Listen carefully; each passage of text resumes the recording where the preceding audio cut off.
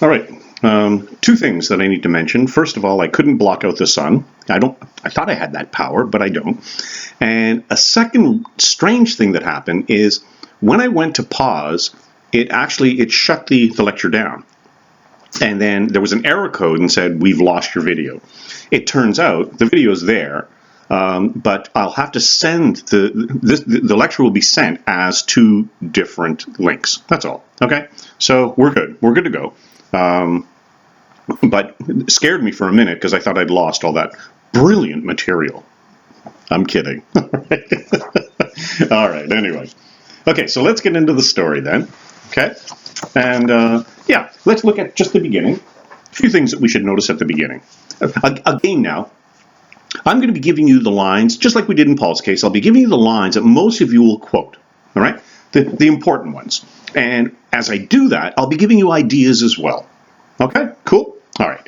So let's look at the very beginning of the story, page 154. And we're at like I said, all great short stories will be packed with information in the first couple of paragraphs. And the same is true here.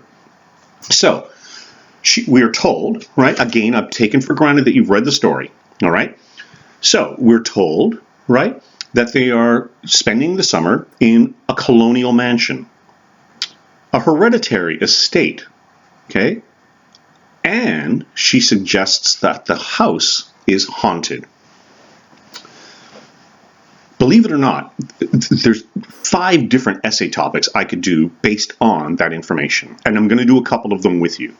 The first one is the word hereditary. So again, if we were in class, we'd be going back and forth and talking about what does that word mean? Okay, what is the significance? Well, I'll give it to you right now.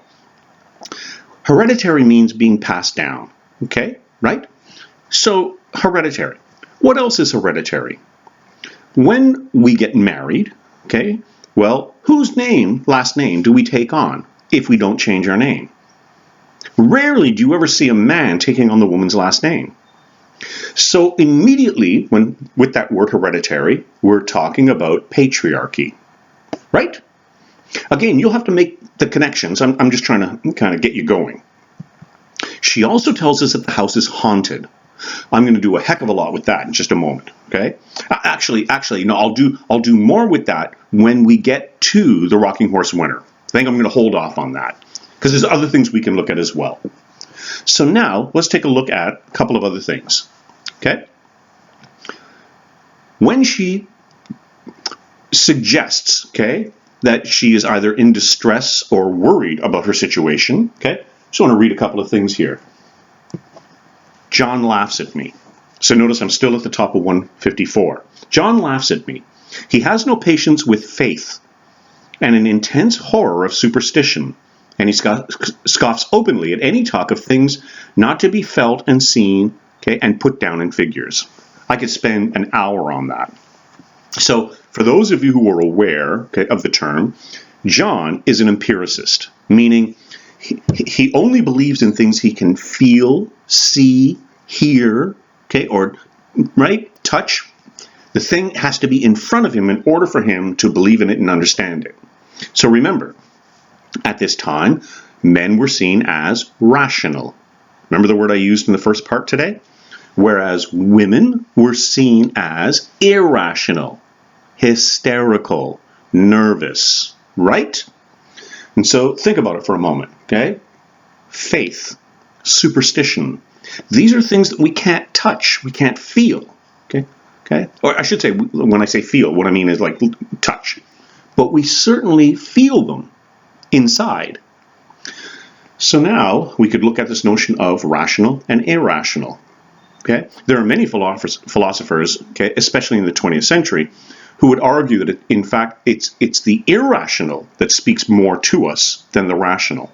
But at the time, and he's situated exactly at a certain time in philosophical theory where empiricism, the idea of being able to explain things by actually touching them or whatever.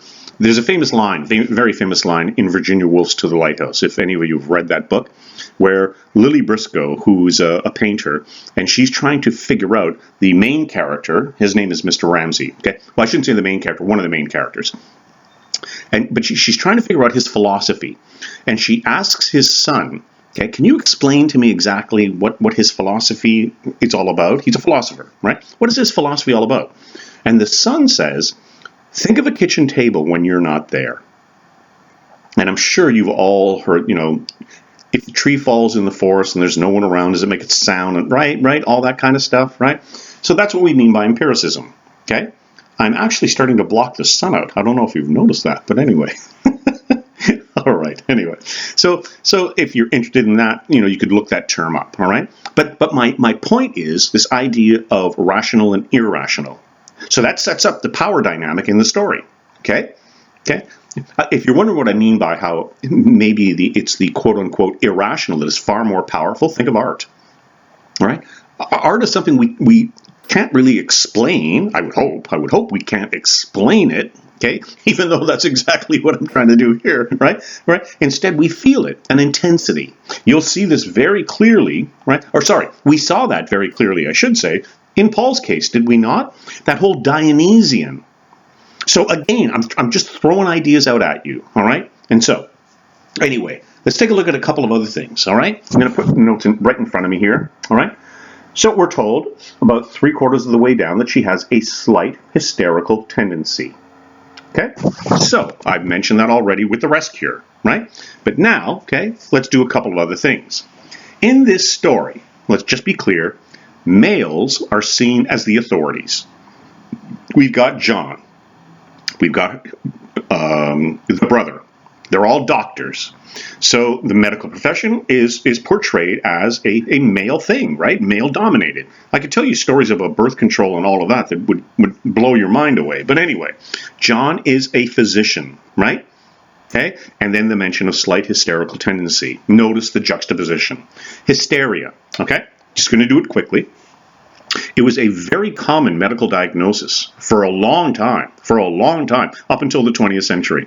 This notion of hysteria, right? And as I said, today we would call it postpartum depression. Now, I'm going to read something. By the way, the word comes from hystera, right? Womb, W-O-M-B, right? So connected to the uterus, okay? So, sorry, but for some of you who are in first year, you may not know any of this stuff, so let me just be clear, right? It was a women's problem, okay? All right. Now, I'm going to read something here, and it's not going to make any sense to you whatsoever. But this is a definition I found, right? Can't remember where I found this definition, all right? But, and like I said, common diagnosis for many women in the 19th, or earlier, many centuries before. What I want you to think about when I give you this definition is power. How does power work? Oh, here's a perfect example of how power works. Are we ready? Women considered to be suffering from hysteria exhibited a wide array of symptoms, including faintness, nervousness. Now, here's the interesting one. Sexual desire, okay? Then there's about 10 more, okay? And then, okay, so I'm just going to make it simple for you. So let's do that again, okay? Faintness, nervousness, okay? So there's the whole idea of the female being fragile and everything else, okay? But if you're suffering from hysteria, you might have a symptom known as sexual desire. Wait for it. Or a loss of appetite, okay, for food or sex. I'm not kidding. Go look it up, right? Like I said, I can't remember where I found that definition, but so the whole idea, if a woman has sexual desire, then she might be hysterical. If she doesn't have sexual desire, then she might be hysterical. You can't win. Right? Okay? That's what we mean by power, how power works. Who gets to decide? And again, I know I sound like Marge in The Simpsons. There was one episode when she went to college. But who gets to decide? Who gets to decide these terms? Who gets to decide the terms of reference? Men. For the most part, it was men. And the terms of reference are set up, right, so that men, okay, retain their power. So like I said, there are many examples throughout the story where you can see, okay, I'm going to go off the story just for a second. John treats the narrator like a child, right? That's very obvious, okay? Treats her like a child. You can see the language. I mean, I don't even have to tell you. And so this idea, he wishes to attain, okay, or maintain his authority. There's your argument. Then the question becomes, why? Well, because if she is able to express herself, maybe she challenges his authority. There's an essay topic right there, right? So remember, it's the why. Don't just say he wants to maintain his authority. You then have to crack the code. Why does he want to maintain his authority? Okay? He's scared. He doesn't want to be challenged, right? He wants her to remain in the state that she is in. That reinforces his dominance. I'm not saying that's true. I'm saying that's a possibility for an essay. Right? Right. Okay. So there's the first part. Another possible essay would be, okay, the room itself. And we're going to get into that, right? Don't worry about that. But let's think just for a moment. We're still on page 155, actually, okay? I'm going to move my notes over here. The house is 3 miles away from the village, okay? Isolated. Where is her room? At the top of the house, right? In the nursery. And we are told, right? A couple of things that we should note here, right? Well, actually, I forgot to say on 154, she is forbidden to do work. And notice work is in quotation marks, meaning writing or painting, okay? And so, but she tells us, but she did write in spite of that. So, in other words, the writing process itself can be seen as a sign of activism, right? And it is, by the way. A lot of writing can be seen as activism, social activism. Okay, so a couple of other things. So we took the nursery at the top of the stairs, okay? So I'm on page 156 now. There's a couple of other things we could talk about, but I think it's kind of obvious, right? Yeah. So we're at the top of the stairs now, okay? Or at the top of the house, I should say.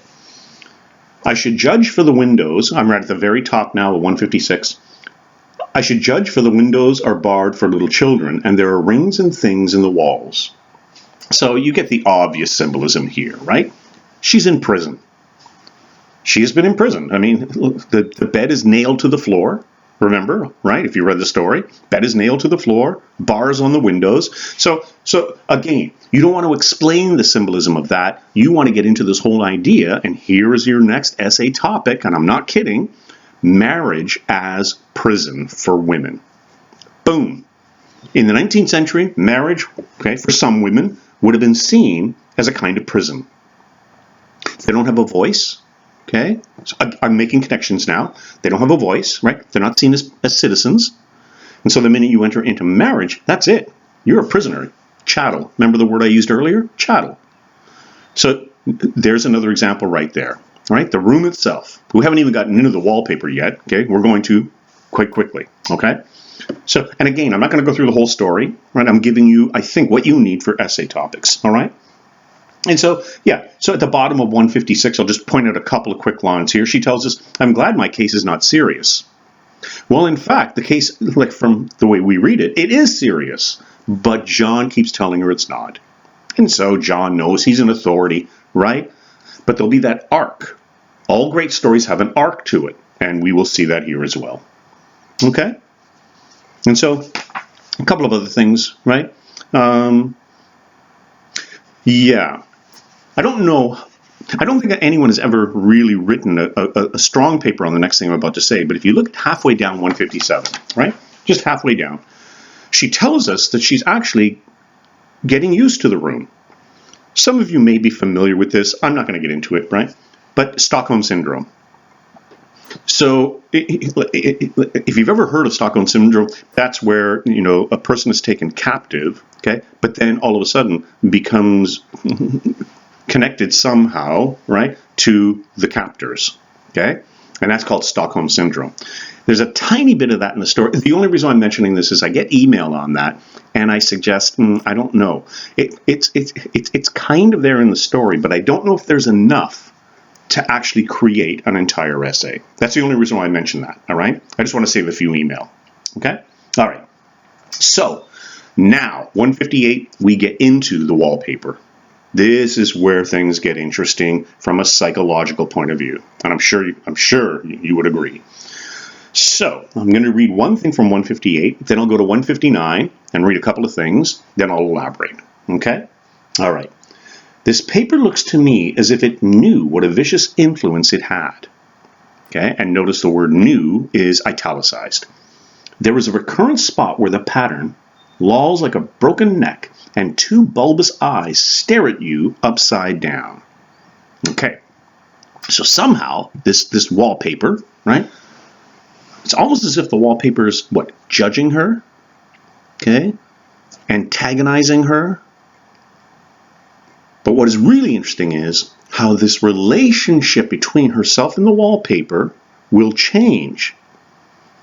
She will literally, okay, almost lose herself psychologically in the wallpaper. And so let me read a couple of things to you. Okay, we're on 159 now.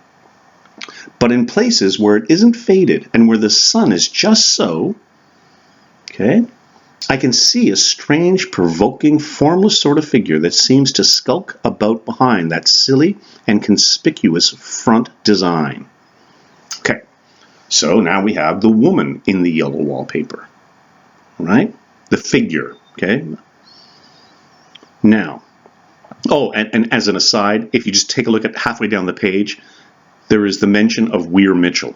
Remember the doctor, her actual doctor? I just thought I'd make a note of that. You might have highlighted that now that we've read it, all right? Okay. I'm getting really fond of the room in spite of the yellow wallpaper. Perhaps because of the wallpaper. That's what I meant by Stockholm Syndrome. So she starts to become familiar with it, but I think there's something else going on. I think we can look at that in a different way if you want to, all right? I will suggest that what's happening is she's losing herself in the yellow wallpaper. And again, I'm choosing my words very carefully. When I say losing herself in the yellow wallpaper, psychologically, right? By the time we get to the end of the lecture, you'll know exactly what I mean by that. And it will go back to theory. It'll go back to a couple of ideas that we can look at, all right? And so, oh, and the mention of the bed being nailed down, that's at the bottom of 159 as well, okay? Did I say 157 before? I hope not. No, so we were looking at 158, 159. Okay, sorry if I mentioned that. All right, so now we're at 160, 161. And we don't have a lot more to go, right? Like I mean, there's more to the story, but I don't want to repeat myself over and over again, okay? So maybe another 10, 15 minutes, all right? Yes. So on 160, okay? Sorry, did I have my notes all mixed up there? Just want to make sure of one thing. No, 158, 159, I was just talking about that. So, 160, watch. I'm just giving you some ideas, all right? I determine for the 1,000th time that I will follow the pointless pattern to some sort of a conclusion. A pointless pattern. At this time, women, okay, for the most part, would have stayed at home, while men went out and worked. Okay? I know I'm being general, but that is basically, that's the sociology of the time. What's the pointless pattern that she may be referring to? Domesticity. Staying in the house. We're already told the house that she lives in appears like a prison. And so maybe there's another essay topic, right? It's the whole notion of domesticity as prison. So remember I said it could be marriage as prison, but it could also be domesticity because she keeps referring to the pattern. A pattern daily routine, right? That's a very good possibility for an essay topic, okay? And so at the bottom of 160, there's a small break, and then she tells us, I don't know why I should write this. I don't want to, okay? I don't feel able, okay? But I must say what I feel and think in some way. So now, I'm not trying to give you your whole essay at one time. I'm going back and forth. But now, let's just say you were talking about the whole idea of voice, right? Women's voices keep being oppressed. Well, there's the line that you want, right? She must write this. And then you simply argue why. To somehow voice, okay, or to bring to light women's voices. So I think you get what I mean, right?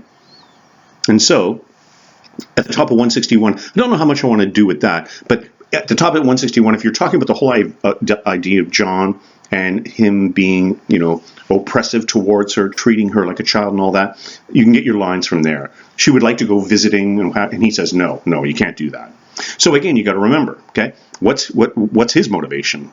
And that goes back then to maybe he doesn't want her to get well. It had authority, okay, patriarchy, all of that.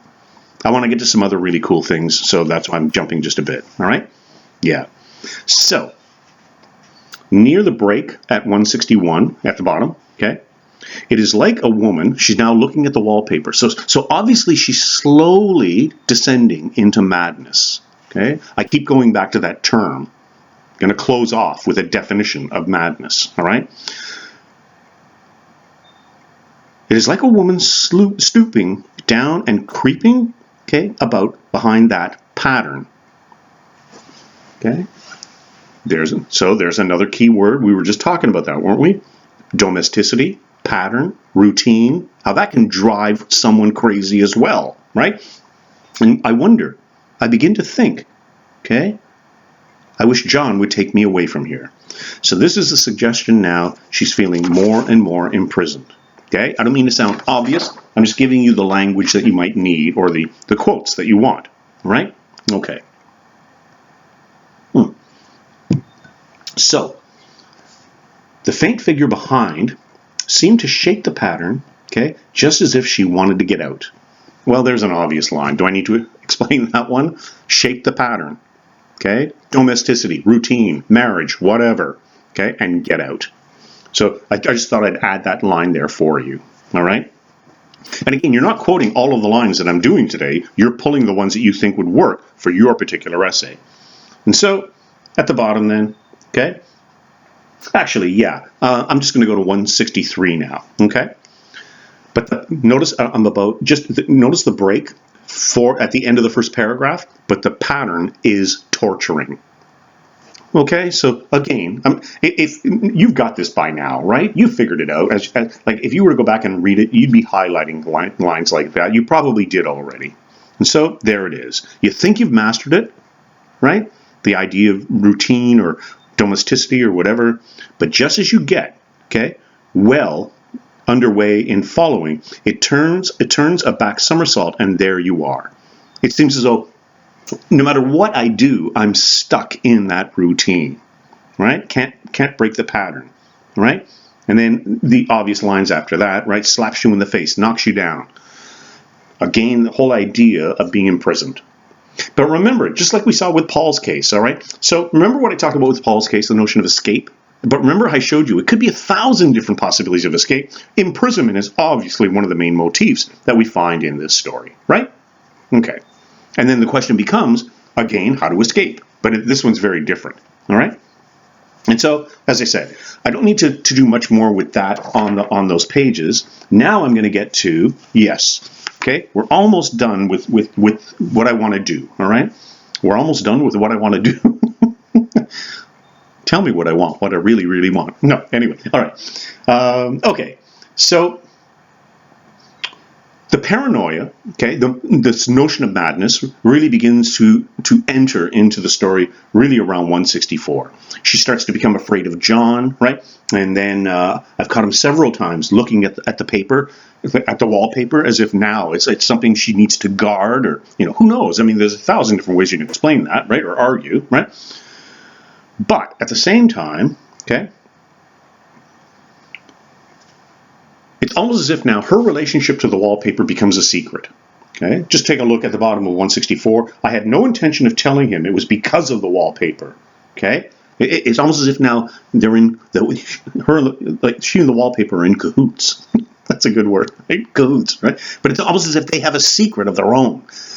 She's living now in the world with the wallpaper. Okay, in the world of the wallpaper. That's really important for something I want to show you here, because I'm going to get really psychological in just a second. Okay, and so, but there is something else she tells us on page 165 about the wallpaper. It's the smell. It's almost as if the paper is coming to life. Right? Again, I'm sure you saw all this, right? It creeps, the smell, but it's also the wallpaper. It creeps all over the house.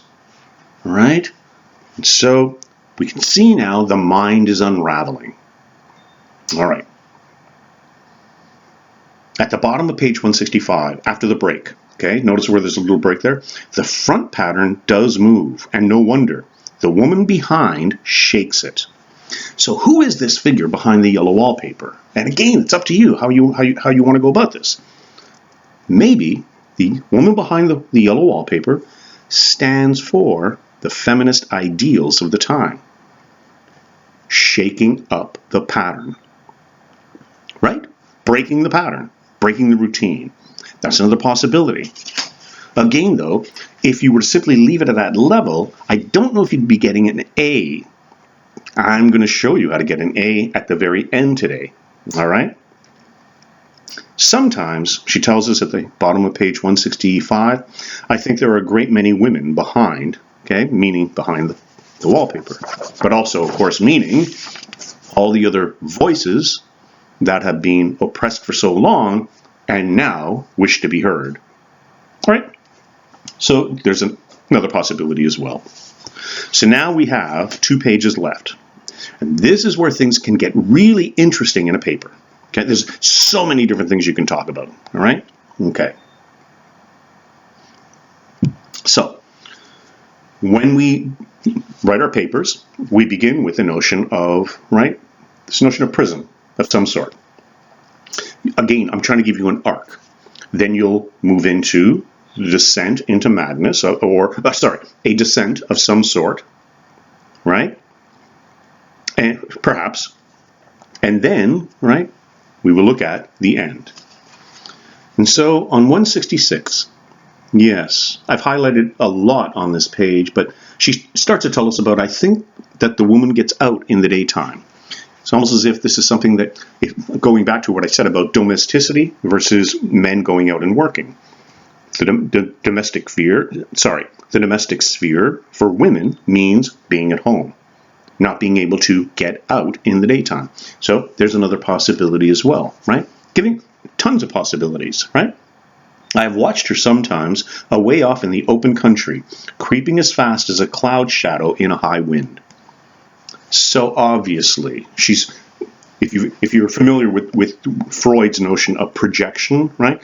This is something she, the narrator, wishes she could do, right? Okay? And so, again, I'm giving you just the language that you may need, or the lines that you need. Okay. And so, I'm going to look now. We're more or less going to take about 5 minutes, maybe a couple more. We're going to look at exactly what's happening at the end of this story. Okay? So we know her state of mind. She begins to rip the wallpaper off the wall. Okay? So you've read it, right? I'm going to look now at the ending. Like I said, I'm not going to go through every line with you, right? You'll pull out what you need. And I'm not saying the ones that I went through were the only ones that were needed. And what I'm going to do is I'm going to actually go back to my notes as well. Because even though I've done this many, many times, now I just want to give you a couple of ideas to think about. All right? And so, yeah. At the end of the story, okay, she locks the door and throws the key away. Okay? Then she tells us, I'm on 168 now, so we're almost at the end of the story, but there's about 4 or 5 more things I want to do. She tells us I've got a rope. Many people don't catch that when they read. I didn't when I read it the first time, okay, many, many years ago, 180 years ago, all right? So she's locked the door, and she tells us I've got a rope up here that even Jenny did not find. Now, that's going to become crucial, I think, for how you will explain what happens at the very end. There's a couple of different ways you can look at the ending of this story, okay? And we'll obviously, I'm going to look at the variety, right? I'm going to throw 1,000 things at you at the very end today, okay? But only possibilities. It'll be up to you to choose which one speaks to you. Okay, so she's locked the door, thrown away the key. She has a rope. All right. I'm getting angry enough to do something desperate. To jump out of the window would be admirable exercise, but the bars are too strong to even try. So a suggestion now, all right, maybe she's thinking about committing suicide. I mean, that's a possibility. She just told us she has a rope. Now, thinking about jumping out the window, but the bars won't let her, right? Then she thinks about ripping up the wallpaper, and she says, I wonder if they'll all come out of that wallpaper as I did. So now, this is what I meant by, it's almost as if she's identified with the wallpaper so much, she's kind of lost a sense of who she is, right? And that becomes dangerous. You see this quite a bit in storytelling, all right? Where the protagonist identifies so much with another entity or character or what have you, that they kind of forget who they are, right? Get lost in between. And so she tells us, I suppose I shall have to get back behind the pattern when it comes night. And that is hard. So notice now she's become the woman in the wallpaper. Psychologically, right? Again, these are the kind of things, like, there's no point in emailing me saying, well, what do you mean by that? You have to figure that out. What's going on there, right? I can't give you everything.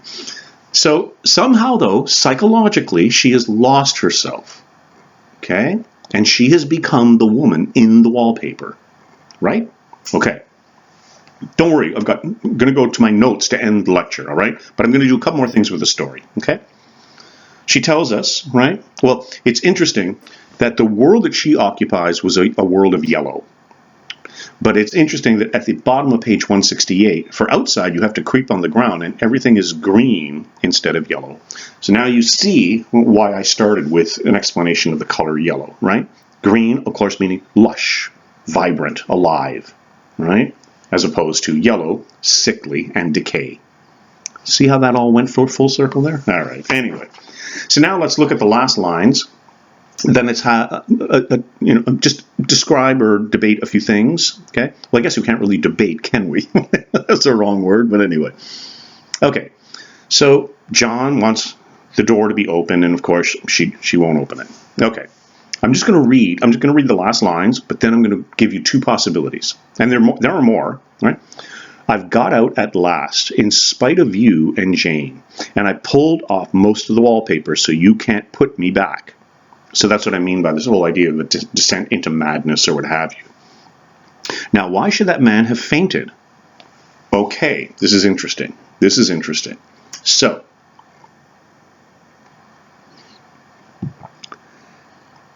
at the end of the story, okay, John comes into the room and obviously sees something and faints, okay? But he did. And right across my path, okay, and right across my path by the wall, so that I had to creep over him every time. Okay, two ways of arguing what's going on here. John comes into the room, right, and he sees that she's hanged herself.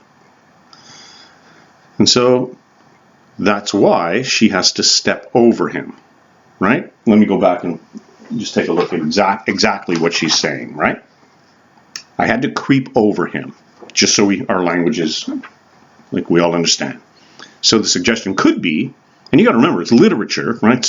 So it is possible she is dead, but can still narrate. So maybe she's swinging over him, okay, and that's why he faints. Now, of course, the other obvious argument would be he looks at what's going on in the room with the wallpaper being teared apart and everything else, right? And maybe she is still alive, and he faints, and she creeps over him. Both are possible. Remember, because of the rope, so that's a possibility, but simply she steps over him. Okay, so this is what you'll have to decide when it comes to writing an essay. She steps over him. You could argue, and so therefore she has conquered patriarchy. Okay? And when we're talking in class, many students will suggest that. She has won because he faints. But when someone faints, okay, eventually they'll come back to consciousness. Okay? They'll wake up. So you could argue that, well, on the one hand, the narrator challenges patriarchy. Okay? I'm going back to a whole different essay topic now, because I'm going to end off with the whole notion of the wallpaper and everything else, right? Madness.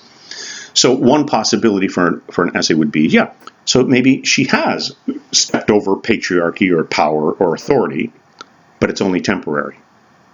That's right. Do you see what I mean? So that's one way of looking at it. All right. I'm only bringing in the whole notion of fainting as opposed to him dying. Right. Again, subtle difference, but it makes a difference when it comes to an interpretation. Okay. Now what I want to do, okay, I want to close off with this whole idea of madness. Remember I talked about that at the beginning in part 1 of the lecture? Okay. There is an individual named Michel Foucault, and he was very popular in the 80s and 90s. And he wrote on the notion of madness. In fact, I better explain that, spell that for you. Michel, Michel, and then Foucault, Foucault, Michel Foucault. Very, very popular. If you type in the name, even if you misspell the name, it'll come up. Well, you know how that comes up. Did you mean? Right? He'll come up. He wrote a lot on power, a great deal on power. That's. Remember what I talked about with third wave feminism, right? Okay, I talked about this whole idea of language, well, and how it's connected to power and everything else. Okay, well, Michel Foucault was one of those theorists. Okay, all right, almost done. 3 or 4 more minutes. Okay. And so Foucault connected the whole idea of power to the notion of madness. And it's really interesting. He wrote a book called Madness and Civilization. That was one of them. It's not even his best on the connection between the two. And I'll tell you at the end if you need a definition or whatever, all right?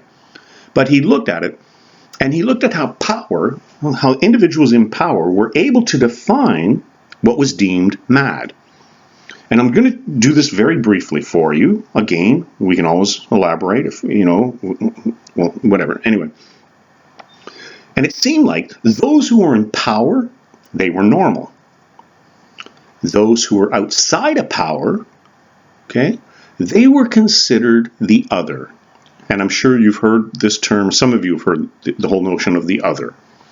And so, the other was treated as deviant. You've heard of words like that, right? Deviant, different, not us, not us. This is still true today. This is how racism works as well, right? Right? Okay.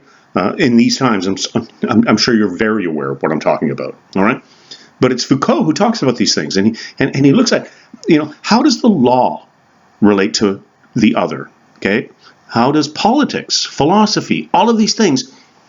And so the other is the thing that is, as I said, I'll keep it at deviant, okay, not the norm, okay. Don't worry, I'm not done. So he describes the experience of the other, those not with the power or whatever, depicted as mad. Okay, that's basically where he goes with that, and he attributes this idea to basically, okay, social structures. Okay, that's what we mean by systematic. Okay, I'm sure you've seen that recently, right? Systematic racism, etc. Okay, and so it is interesting, right, that the other in this story, okay, let me say that a different way. That in this story, it is the female who is considered to be mad.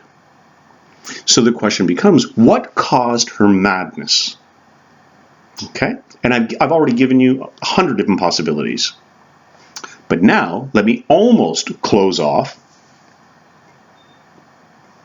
with a book that was published in 1949. And it was written by a woman named Simone de Beauvoir. Simone, Simone, okay, and then D-E, and then capital B, Beauvoir, Simone de Beauvoir. She was a very important second-wave feminist. As a matter of fact, she was the second-wave feminism before second-wave feminism. Okay, I know that sounds odd. She wrote a book called The Second Sex. Now think about the title just for a moment. The Second Sex, women. And so, it is in The Second Sex where de Beauvoir argues that women, okay, in certain societies, especially, well, in my opinion, in capitalist societies, but that's another thing for another day, that women are the other. Women are those who do not have power, okay? 1949, got to remember. Yes, things have changed, but we have to situate this back at, at the time that we're dealing with. So de Beauvoir says, well, it is actually women who are the other. Well, if women are the other, I'm trying to make just a simple connection here for you, then women are seen as mad, deviant, hysterical. Do you see what I mean? And so, from all those ideas, I gave you 1,000 ideas. Don't try to do them all. But I do think this notion of madness, okay, it's not a clinical definition that I gave you. It's more a sociological one. And so when we think of madness and we connect it to the other, right, well, then that's exactly how power can be introduced into any relationship. Right? See what I mean? So those are the kind of things that I think we want to think about if we're doing an essay on the yellow wallpaper. And so this whole idea then, as I said, of losing oneself, well, maybe you could write an essay on the fact that she didn't really know herself to begin with because of everything else in her life, right? She was denied everything else. She was denied a voice. And so without a voice, right, who are you? So anyway, I think that's good for today. And as I said, this will be I'm going to be sending out a 2-part lecture simply because of what happened, right? I don't know what happened, but anyway. And I think that's good enough. So good luck with your essays, and we will be in touch with more stuff down the road. Okay? Thanks. Bye.